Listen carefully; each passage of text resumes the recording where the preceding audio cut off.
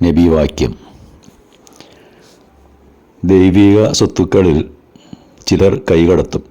തൽഫലമായി പരലോകത്ത് അവർക്ക് നരകമാണ് പ്രതിഫലമായിട്ട് ലഭിക്കുക.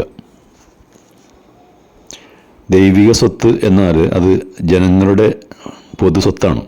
അത് ജനങ്ങൾക്ക് അവരുടെ പൊതുവായ ആവശ്യങ്ങൾക്ക് വേണ്ടി വിനിയോഗിക്കപ്പെടേണ്ടതാണ്. ജനങ്ങളുടെ പൊതുവായ ഗുണത്തിനു വേണ്ടി മാറ്റിവെക്കപ്പെട്ട ധനമാണ് അതുകൊണ്ട് ഉദ്ദേശിക്കുന്നത്. അതിൻ്റെ ഉടമസ്ഥാവകാശം എല്ലാവർക്കുമാണ്. അതിനോട് കാണിക്കുന്ന ദ്രോഹം എല്ലാവരെയും ദ്രോഹിക്കലാണ്. പള്ളികൾ, സ്കൂളുകൾ, പാർക്കുകൾ, പൂന്തോപ്പുകൾ, റോഡ്, ലൈബ്രറി, ഇങ്ങനെയുള്ള ഇതൊക്കെ പൊതുസ്വത്തിന് ഉദാഹരണങ്ങളാണ്. രാഷ്ട്രത്തിൻ്റെ ഉടമസ്ഥതയിലുള്ള വസ്തുവകകളും സ്ഥാപനങ്ങളുമെല്ലാം തന്നെ പൊതുസ്വത്താണ്. അത് ദൈവത്തിൻ്റെ സ്വത്തായിട്ടാണ് ഇസ്ലാം പഠിപ്പിക്കുന്നത്.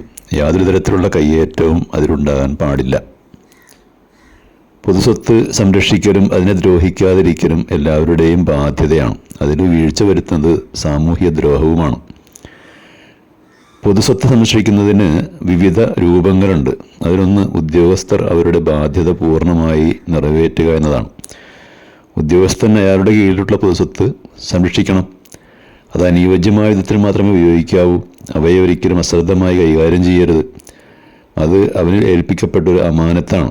വിശുദ്ധ ഖുർആനിൽ ഇപ്രകാരം പറയുന്നുണ്ട്: നിങ്ങളെ വിശ്വസിച്ചേൽപ്പിച്ച വസ്തുക്കളെന്തോ അതൊക്കെ അവയുടെ അവകാശികൾക്ക് തിരിച്ചേൽപ്പിക്കണം.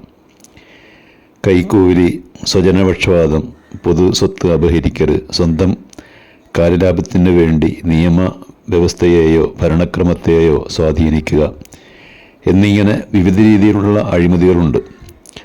ലോകബാങ്കിൻ്റെ കണക്കുകൾ പ്രകാരം പ്രതിവർഷം $1.6 ട്രില്യൺ ലോകത്താകമാനം അഴിമതിയിലൂടെ നഷ്ടപ്പെടുന്നുണ്ട്.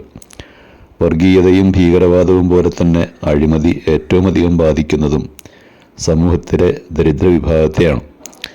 സമൂഹത്തിൽ സ്വാധീന ശക്തിയുള്ളവർ അഴിമതിയിലൂടെ നേട്ടം കൊയ്യുമ്പോൾ അവശവിഭാഗം അവസരങ്ങളും അവകാശങ്ങളും നഷ്ടപ്പെട്ട് കൂടുതൽ അശക്തരായി മാറുന്നു.